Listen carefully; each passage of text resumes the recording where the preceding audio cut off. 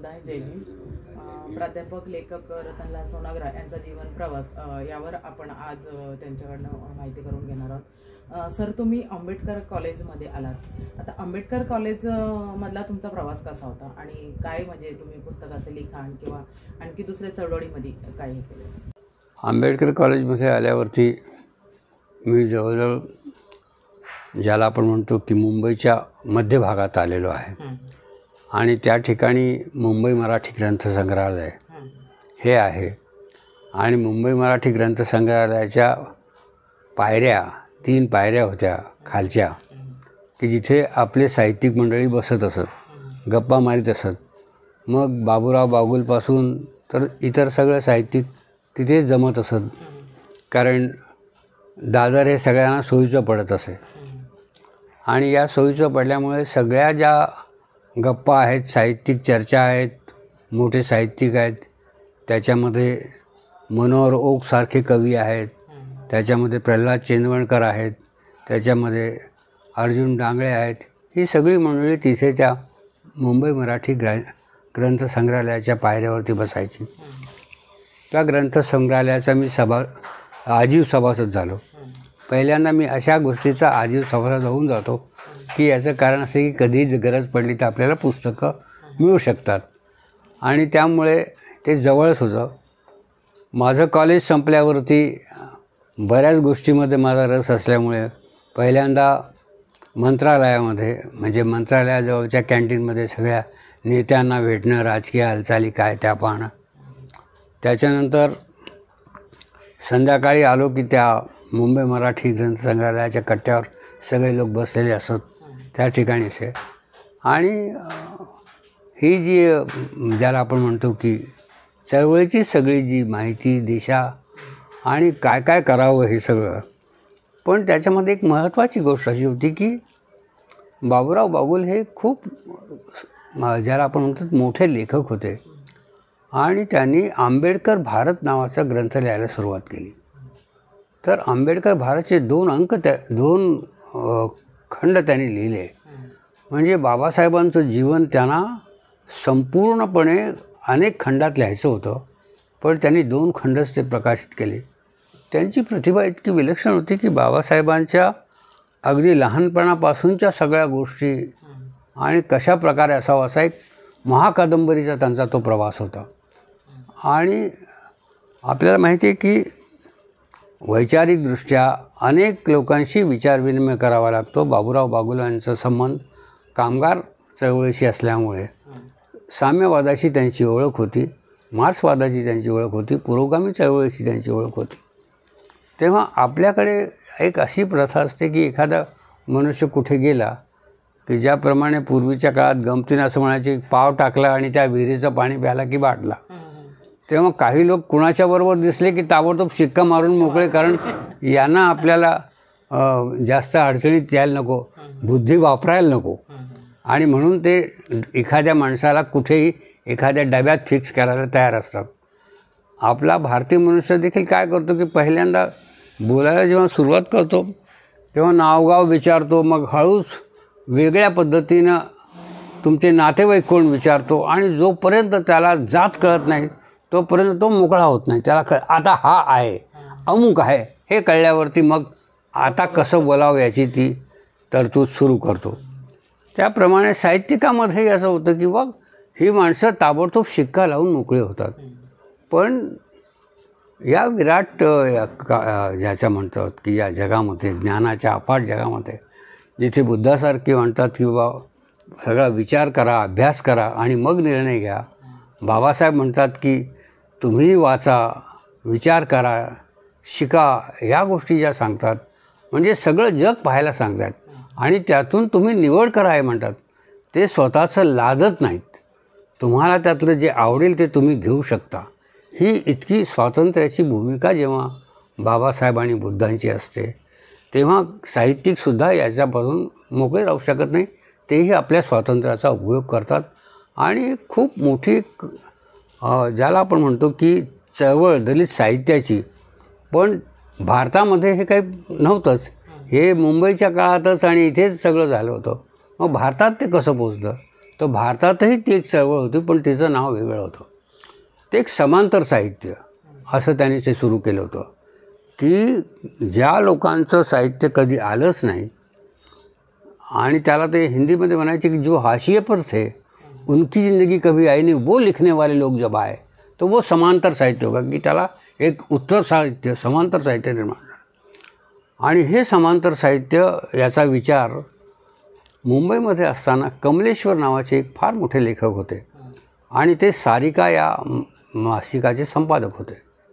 ते सारिका मासिक खूप पुरोगामी दृष्टीने ते काढायचे आणि ते स्वतःही पुरोगामी होते.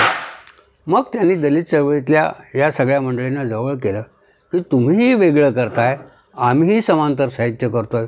आणि मग त्यांच्यामध्ये त्यांची चर्चा, त्यांचे वादविवाद, गोष्टी आणि असं घडायचं आणि भारतात ते कसं पोहोचेल तसा विचार आला. आणि कमलेश्वर एक खूपच प्रतिभाशाली असल्यामुळे त्यांनी सारिका या मासिकाचे म्हणजे जे टाइम्स ऑफ इंडियाचं प्रकाशन, बेनेट कोलमनचं प्रकाशन, त्याच्यामध्ये दलित साहित्याचे 2 खास अंक काढले आणि दलित साहित्यामध्ये आलेल्या कथा वेगवेगळ्या लेखकांच्या त्या हिंदीमध्ये करून दिल्या की असं साहित्य निर्माण होऊ शकतं.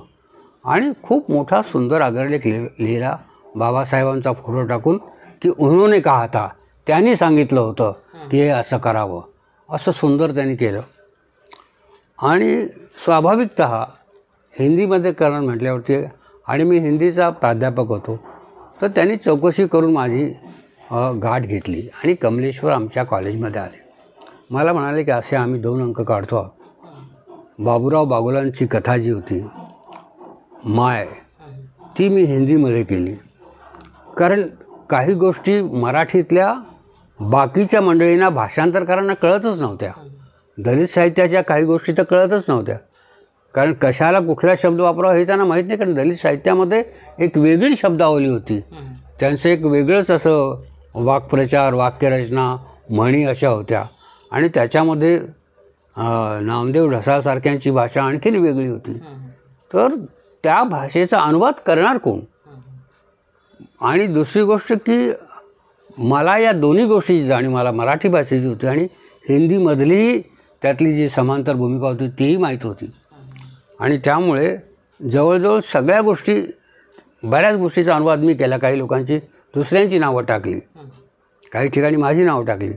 म्हणजे बाबूराव बागुलांची कथा असो, आपल्या प्रल्हाद चेंदवणकरची असो, अर्जुन डांगळेची असो, या सगळ्या कथा त्याच्यामध्ये आल्या. अण्णाभाऊ साठेंची कथा जी मुकुल मुलानी म्हणून होती ती मी हिंदीमध्ये केली आणि ते 2 अंक फार अप्रतिम असे कमलेश्वरांनी काढले. तर त्यामध्ये त्याने फार भूमिका स्पष्ट केली की कसं यांचं जीवन आहे, कसं यांचं साहित्य आहे. आणि अशा प्रकारे ज्याला आपण म्हणतो की भारताचं व्यासपीठ, भारताचा परिप्रेक्ष्य दलित साहित्याला मिळाला आणि दलित साहित्य हे बाहेर जाऊ लागलं आणि त्याचा विचार होऊ लागला. दिल्लीमध्ये तर काही लोकांनी दलित साहित्य अकादमी स्थापन केली. ते तरुण लोक होते, त्यांनी खूप मोठं काम केलं आणि बाबासाहेबांच्या चळवळीमध्ये ते सामील झाले लोक होते. आणि मग त्यांनी दलित साहित्याची तिथे वेगळी ज्याला आपण म्हणतो शाखा काढली आणि खूप लोक लिहू लागले, नवे लिहू लागले. आणि त्यांना कळलं की साहित्यही लिहायचं असतं, म्हणजे आपल्याला असंही अभिव्यक्त व्हायचं होतं, फक्त नोकरी करायची नाही आहे किंवा शिकून कुठे काही मिळवायचं नाही आहे, तर आपल्याला आपले विचार देखील लोकांना सांगितले पाहिजे. याकरता भारतभर साहित्य निर्मिती होऊ लागली आणि त्याचा खूप मोठा बोलबाला आंतरराष्ट्रीय जगातसुद्धा झाला की हे वेगळं साहित्य आहे. आणि या ठिकाणी काही अमेरिकन अभ्यासिका आल्या होत्या, त्यांनीही अभ्यास करून काही लिहिलं, काही मदत केली. दलित रंगभूमीची चळवळ चालू होती आणि त्या रंगभूमीच्या चळवळीत देखील इथे मी येऊन पुण्यामध्ये सामील झालो.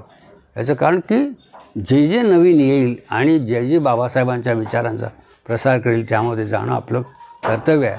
आणि इथे टेक्सास गायकवाडसारख्या एका फार चांगल्या कार्यकर्त्यानं दलित रंगभूमीची चळवळ अत्यंत ताकदीनं सुरू केली आणि ज्याच्याशी आपण लढायचं आहे त्यांच्यावरतीच वार करणं हे फार महत्त्वाचं आहे.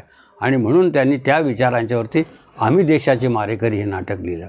आणि आम्ही देशाचे मारेकरी म्हणजे जे लोक स्वतःला राष्ट्रभक्त आणि देशभक्तीचा ज्याला आपण म्हणतो की ठेकेदार समजत होते की आमच्याकडे सगळं आहे आणि हे सगळे उपरे लोक आहेत, हे सगळे बाहेरचे लोक आहेत, या पलीकडे ते पाहत नव्हते. आपल्या प्रांगणात कोणाला येऊ देत नव्हते. अशा वेळी अत्यंत हिमतीनं, म्हणजे माझा तर विचार असा होता की महात्मा फुलेंच्या चळवळीनंतर इतक्या हिमतीनं त्या विचाराशी भांडणारा आणि लढणारा एक कार्यकर्ता दुसरा कोणी आम्हाला दिसला नाही. कारण महात्मा फुलेंचे जे दाहक विचार होते ते प्रतिकार करण्यास सज्ज असलेल्या माणसाचे विचार होते की नुसती तुम्ही सहानुभूती निर्माण करून, आक्रोश करून, रडून आणि आपल्या दुःखाचा बाजार मांडून चालत नाही, तर तुम्हाला त्याच्यावरती आघात देखील करावा लागतो. आणि असा आघात करण्याची क्षमता टेक्सास गायकवाडमध्ये दाखवली आणि त्यांनी आम्ही देशाचे मारेकरी लिहिलं. त्यामुळे खूप खळबळ उडाली, पण तरीही त्यांनी ती गोष्ट शेवटपर्यंत ठेवली आणि एक मोठी चळवळ दलित रंगभूमीची उभी राहिली. सर, आपले साहित्यिक आणि साहित्य संमेलन झाले, पण असं बऱ्याचदा होतं की आपले साहित्यिक लोकांपर्यंत पोहोचत नाही किंवा त्यांचं साहित्य लोकांपर्यंत पोहोचत नाही, असं का होतं? पोहोचता लोकांना पोहोचतं की कारण त्याला ती ज्याला आपण म्हणतो की समर्पित वृत्तीची माणसं पाहिजेत. आपल्याकडे कसं होतं की काही वेळेला असं म्हणावंसं वाटतं की एखाद्या वेळी जसं झटका येतो काही लोकांना, तशा प्रकारचं काही ना असं वाटतं की आपण चळवळ करावी आणि तो एकदा झटका संपला की मग ते परत शांत बसतात.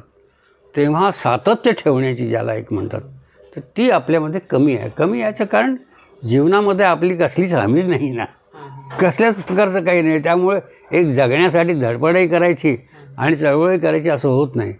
त्यामध्ये फार काय म्हणतात त्याला, खूप अडचणी येऊ शकतात. कारण एक तर अभिव्यक्त होण्याला एक मोकळेपण पाहिजे, त्याच्या मागे काही जबाबदारी नसल्या पाहिजेत आणि जबाबदारी असल्या की तो त्यातही गुंतलेला असतो.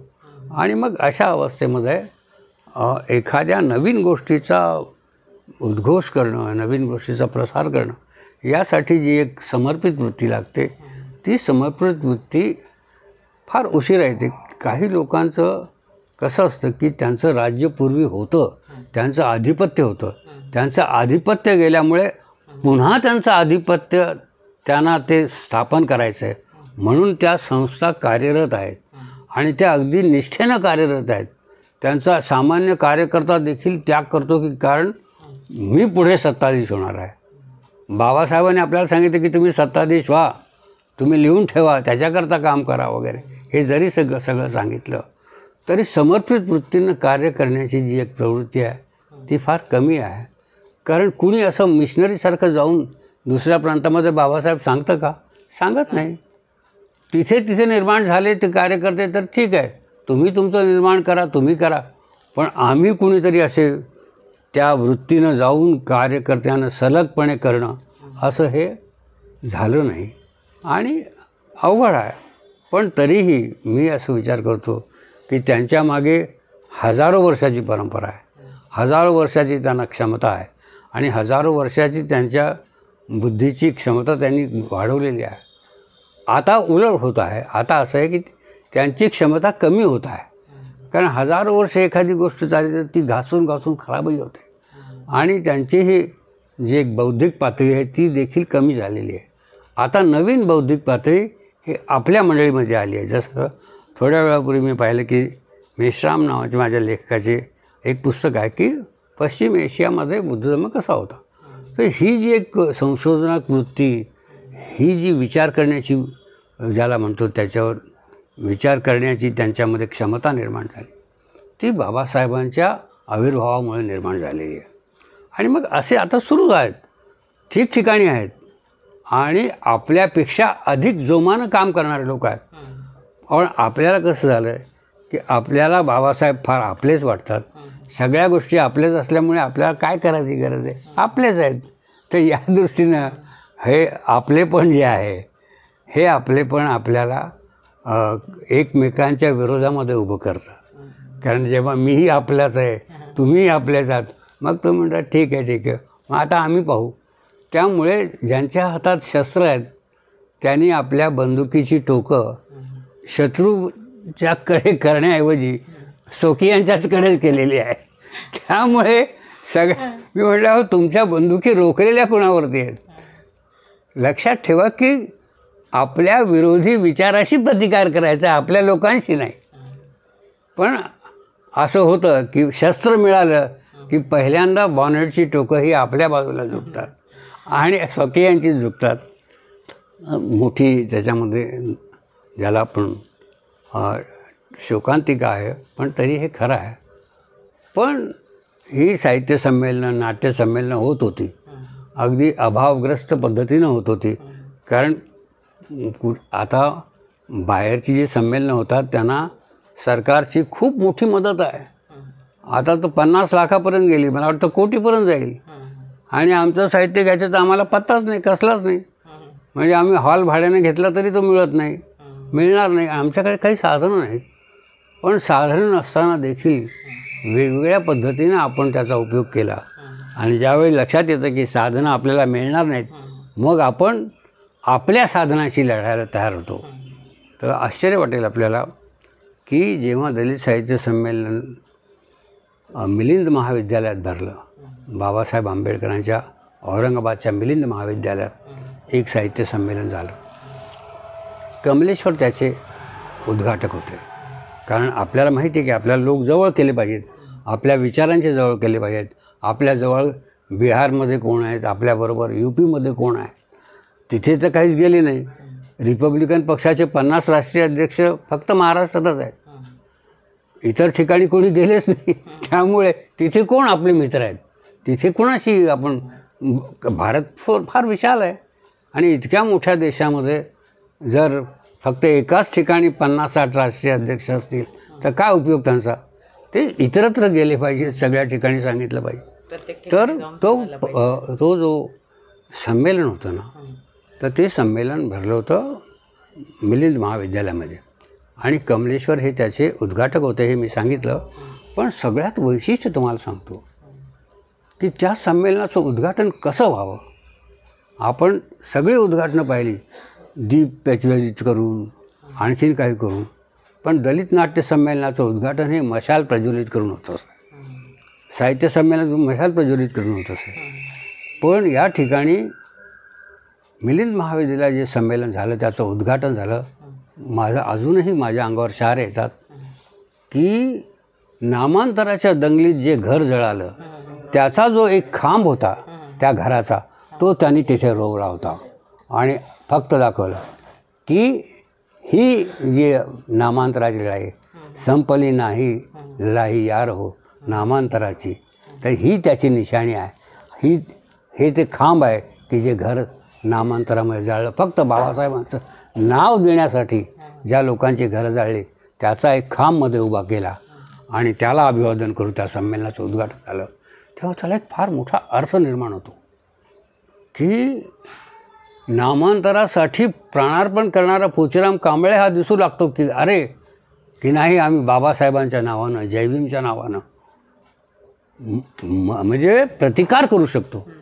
मरू शकत नाही की तुम्ही मरावं याच्यानं, असं नाही, तर तुम्ही प्रतिकारही करू शकता, याचं प्रतीक ते उभं राहिलं.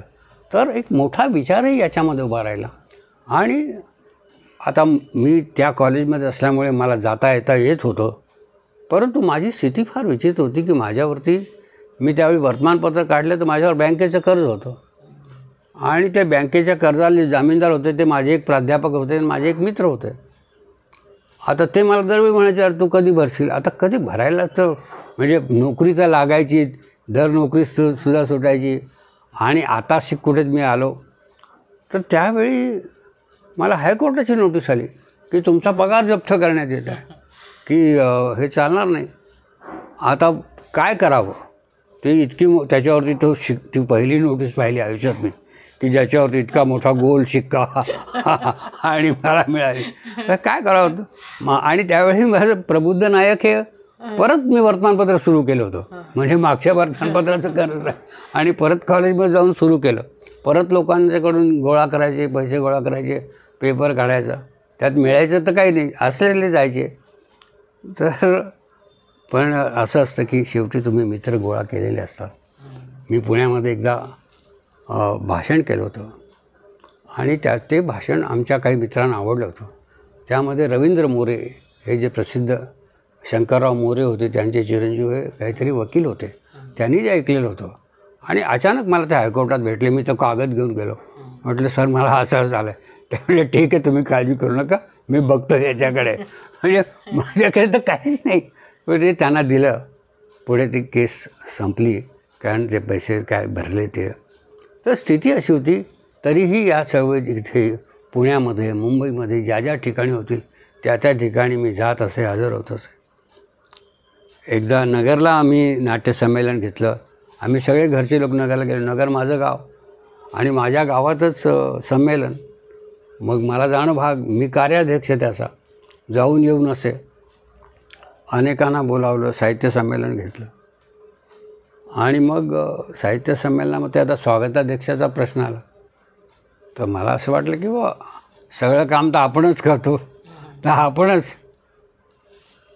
पण ते म्हणले काम जरी तुम्ही करत असला आपल्याला. तर त्या संमेलनामध्ये आम्ही सगळे घरचे लोक गेलो.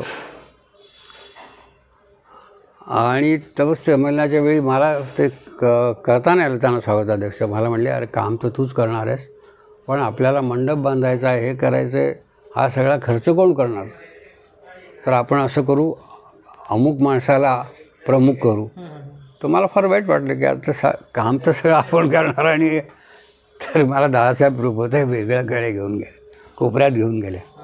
मला म्हणले रतन असं आहे की विचार आपलेच सांगायचे आहेत, पण आपल्याकडे साधनं नाहीत. आपल्याला यांचा उपयोग केला पाहिजे. तो कसा. तर त्यांनी मला सांगितलं की रतन कावळ्याच्या घरट्यात आपल्याला कोकिळेची अंडी उगवायची आहेत. त्यातून निघणारं जे आहे ती कोकिळाच निघणार आहे. पण आपल्याकडे साधनं नसल्यामुळे आपण कावळ्याच्या घरट्यात. आणि मला ते एकदम मनाला लागलं की बरोबर आहे. ठीक आहे आपल्याकडे साधनं नाहीत आणि सगळा खर्च त्यांनी केला. अर्थात हे जे वाक्य आहे त्याचा दुरुपयोग होऊ नये याचं कारण आपली बरीच माणसे शत्रू पक्षातही जाऊन बसलेली आहेत. आणि ते जर म्हणायला लागले की आम्ही असं करतो तर ते फार चुकीचं आहे. तर याचा दुरुपयोग होऊ नये म्हणून मी हे उदाहरण सांगत नाही. याचं कारण असं आहे की आपल्याला निदान आपले मित्र, जवळचे मित्र, आपल्या विचाराचे जवळ, अगदीच आपल्या विचाराच्या विरोधात आहे आणि त्याच्याकडे जाऊन आपण सांगायचं की मला तू घे मांडीवरती आणि माझं काम कर, तर हे भयानक होणार आहे. आणि अशी माणसं आपल्या लोकांना कळतं आणि ते ताबडतोब ओळखतात. आणि मग जसं काही लोक म्हणतात ना की मग त्याच्या मैतीला देखील जाणार नाहीत. तर आपले लोक इतके भारी आहेत की एकदा ओळखलं ना की आपला नाही तर त्याची बरोबर तिरडी काढून मोकळे होतात. तर हे जरा लक्षात ठेवून घ्यावं म्हणून म्हणायचे की जागृतीचा अग्नी अखंड तेवत ठेवा. बरोबर. तर आपण आता ह्या कार्यातून ते तेवत ठेवतोय का? बिलकुल बिलकुल करतोच आपण, प्रश्नच नाही. परंतु त्याला काय म्हणतो की काही वेळेला काही गोष्टी आपल्याला कळत न कळत आपण शत्रुपक्षालाच मदत करत असतो. आपल्याला जो गिळणार आहे त्यालाच मदत करत असतो. ही गोष्ट होते कधी कधी. तर मला पुढचा भाग सांगायचा होता की तिथे गेल्यावरती ते साहित्य संमेलन चांगलं झालं. खूप लोकांना बोलावलं. मला खूप त्रास झाला. याचं कारण प्रत्येकजण मला सांगायला लागलं आमचं भाडं द्या, आमचं तमूक द्या. तर पैसे तर माझ्याकडे नव्हते. बरं कार्याध्यक्ष मी, स्वागताध्यक्षांनी मंडप दिला, सगळं दिलं, मग बाकीच्या गोष्टी काय करायच्या. तर माझे मित्र असीर सर त्यावेळी मंत्री होते. मी त्यांना म्हणले सर इनको पैसे देने के अभी क्या करने का, ये सब मांग रहे मेरे को. तो बोले चल यार, बोले अभी क्या करते. ते रात्री एका याच्याकडे गेले, त्याच्याकडून 10,000 रुपये घेतले उसने आणि मला दिले की आता तू हे तुझ्या त्या लोकांना दे आणि त्यांना घरी पाठव. तर त्यांना मी पैसे दिले, घरी पाठवलं. काही लोकांना आलेले लोक बरं संमेलनाला आलेले, म्हणजे असं नाही की त्यांना पाहुणे म्हणून बरं आले म्हणे आमच्याकडे आता पैसे नाहीत, जेवण खाऊन सगळं झालं, सगळं संमेलन झालं, जायला पैसे नाहीत. आणि अक्षरशः तुम्हाला सांगतो की रात्री तिथं गाद्या टाकलेल्या होत्या अशा. सकाळी सगळं संमेलन संपलेलं होतं. रात्री 2 वाजता मी त्या गादीवर पडून रडत होतो की आता मी काय करावं. माझ्या डोळ्यात अश्रू, मला झोप नव्हती. तर ते संमेलन पार पडलं. आम्ही घरी आलो. उल्हासनगरला मी राहतच आहे. तर आमच्या घरात चोरी झाली, घरफोडी झाली. आमच्या शेजाऱ्याची झाली, कारण आता आम्ही बाहेरच गेलो, नगरलाच गेलो होतो. पण एक गोष्ट त्याच्यामुळे चांगली झाली की चोराला माझ्या घरात काही मिळालं नाही.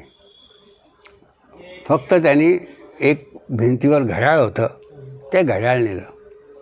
कारण त्यांनी कपाट उघडलं तर आत पुस्तकं. त्यांनी जिथे लॉकर असतो माझा, आपल्या गोदरेजच्या कपाटामध्ये एक लॉकरही असतो, तर त्या लॉकरमध्ये एक गुप्त कप्पाही असतो. त्यांनी तोही उघडला. त्या लॉकरमध्येही काही मिळालं नाही. गुप्त कप्प्यात माझी पत्र होती, जी मला कोणीतरी प्रेमपत्र लिहिली होती. ती माझी प्रेमपत्र त्याच्यामध्ये होती. ते त्यांनी पाहिलं. कपाट उघडून पाहिलं तर पेट्या उघडून पाहिल्या, त्यात पुस्तकं. काहीच हाताला नाही लागलं. मला असं वाटतं की त्या चोरांनी नंतर प्रतिज्ञा केली असली पाहिजे, यापुढे कुठल्याही प्राध्यापकाच्या घरी चोरी करायची नाही, कारण काहीच मिळालं नाही. माझ्या घरचं फक्त ते घड्याळ गेलं, आमच्या शेजाऱ्याचा TV गेला. पण एक मोठी गंमत आहे की चोराला देखील वाटलं की मलाही माहीत नव्हतं की मी कुठे ठेवले काही गोष्टी, कारण तो गुप्त कप्पा एकदाच त्यांनी दाखवला. मी त्यात ती पत्र ठेवून दिली होती, तर तीही त्यांनी कळली आणि मला कळलं की अरे आपण पत्र इथं ठेवली होती. अशी स्थिती झाली. तर यामध्ये इतक्या मोठ्या गमती आहेत. नंतर तर आणखीन माझे एक मित्र फमू शिंदे कवी होते, ते आले होते एकदा तिथे उल्हासनगरला. आमच्या सगळ्या कुटुंबासमवेत राहिले. तर त्यांना ही चोरीची कथा सांगितली. ते म्हणले, रतन एक चूक झाली. काय झालं आहे की बाबासाहेब आंबेडकरांचा फोटो तू भिंतीवर इथे समोर लावला पाहिजे होता. तर कसं असेल की चोरसुद्धा पळाला असता, तो चोर या घरात शिरला नसता. म्हटलं हे बरोबर आहे, आपण बाबासाहेबांचा फोटो इथे मोठा लावला नाही. आपण त्यांच्या कॉलेजमध्ये आहोत, आपल्याकडे काही नाही, फक्त एक घड्याळ होतं भिंतीवरती. तर हे एक याला आपण म्हणतो, या चळवळीमधल्या अनेक गोष्टी होत होत्या. आणि उल्हासनगर मला ज्याला म्हणतात राहण्याची जागा मिळाली. तिथे मग आम्ही अस्मिता आदर्श साहित्य संमेलन घेतलं. गंगाधर पानतावणे हे अस्मिता आदर्श मेळावा घेत होते. त्या काळात अस्मिता आदर्श खूप चांगल्या पद्धतीनं आपल्या लेखकांना तयार करीत असे. पण आपल्याला माहिती की दुर्दैव असं की चुकून गंगाधर पानतावणे कुठेतरी समरसता साहित्य संमेलनात गेले आणि गेल्यावरती सगळा कहर झाला. पुन्हा त्यांच्यावरती शिक्का बसला. पण त्यांचं साहित्य संमेलन आम्ही उल्हासनगरला घेतलं. मी त्याच्यात स्वागताध्यक्ष होतो, कारण तिथे मात्र साधनांचा प्रश्न नाही, कारण आपले सगळे लोक होते, करणारे आपले, हॉलही आपला. त्यामुळे मला त्यांनी स्वागताध्यक्ष केला. R भोळे हे त्याचे उद्घाटक होते. खूप चांगल्या पद्धतीनं जे झालं आणि आपल्या लोकांनी खूप सहकार्य केलं उल्हासनगरमध्ये. म्हणजे मोठी त्याच्यामध्ये एक चळवळ आहे उल्हासनगरमध्ये. ती मंडळी आपल्या जवळची होती. तर त्या ठिकाणी एक सिलोनचे भिक्षू राहत आहेत, अजूनही आहेत ते. आणि मला वाटतं आयुष्यभर त्यांनी ही मिशनरी वृत्तीनं बौद्ध धम्माच्या प्रसारासाठी स्वतःला वाहून घेतलेलं आहे. आणि त्यांनी महामहिंद इंटरनॅशनल सोसायटी चालू केली. ते भदंत आनंद महाथेरो तिथे आहेत, त्यांचाही मला सहवास लावला. आणि त्या काळामध्ये मी ठरवलं उल्हासनगर राहत असताना की बुद्ध अँड इज धम्म हा जो बाबासाहेबांचा ग्रंथ आहे, याच्यावरती आपण भाष्य करावं. याचं कारण असं आहे की प्रत्येक महापुरुषाच्या पुस्तकावरती भाष्य होतं. महाभारतावरती किती भाष्य झाली, गीतेवरती शेकडो भाष्य झाली, खूप लिहित आहेत, खूप बोलत आहेत, वेगवेगळ्या दृष्टिकोनातून त्याच्यावर प्रकाश टाकत आहेत. पण आपल्या या महाग्रंथावरती कुणीतरी प्रकाश टाकला पाहिजे, कुणीतरी त्याच्यावर लिहिलं पाहिजे, असा माझ्या मनात विचार की भाष्य का करू नये. आणि मला बाबूराव बागुलांची एक गोष्ट खूप नेहमी आवडायची. ते म्हणायची की अरे आपला महानायक आहे, त्याचं सगळ्या गोष्टी लिहिल्या पाहिजे, त्याच्यावर नाटकं लिहिली पाहिजे, त्याच्यावर चित्रपट आले पाहिजेत, त्याच्यावर कविता आली पाहिजे, त्याच्यावर महाकविता आली पाहिजे, महाकाव्य झालं पाहिजे, पुराण झालं पाहिजे, याचं महाभारत झालं पाहिजे. हे आपला महानायक जो आहे त्याचं केलं पाहिजे सगळ्यांनी. तर मला असं वाटतं या सगळ्या परिपूर्ण गोष्टीनं पाहायला पाहिजे. मग भाष्य का करू नये?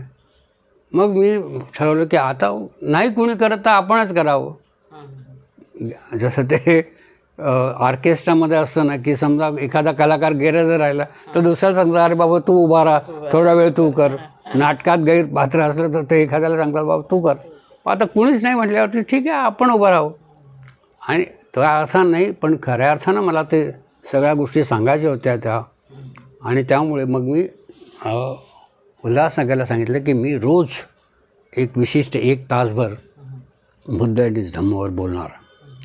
आणि त्या बोलण्यासाठी भयंत आनंद थेरोनी तिथे व्यवस्था केली की काही निश्चित लोक, हुशार लोक, विद्वान लोक समोर असतील आणि आपण सुरू करावं.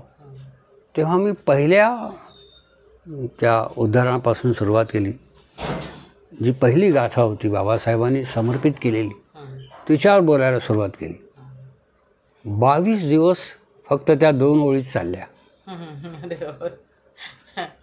22 दिवस बोललो. भाष्य म्हणजे काय काय करावं, काय व्हावं, कुठून काय व्हावं. पण पुढे काही मोठी अडचण आली आणि ती 22 दिवसाची ती गोष्ट खंडित झाली. पण जर ती झाली असती तर कदाचित बरेच दिवस चालली असती ती, वर्षभर चालली असती ते भाष्य आणि बाबासाहेबांच्या अनेक गोष्टीचा उलगडा झाला असता. तरीही मी बऱ्याच मंडळींना सांगतो की तुम्ही काहीतरी अशी व्यवस्था करा. मी तयार आहे, पण किरकोळीनं लोक घेतात, घाऊक काही कोणी घेत नाही. तर अशा पद्धतीनं जिथे इथे बोलता येणं शक्य तिथे बोलतो. तेव्हा डॉक्टर आंबेडकर महाविद्यालयात असण्याचे हे जे काही फार महत्त्वाचे घटक त्याच्यामध्ये झालेले आहेत.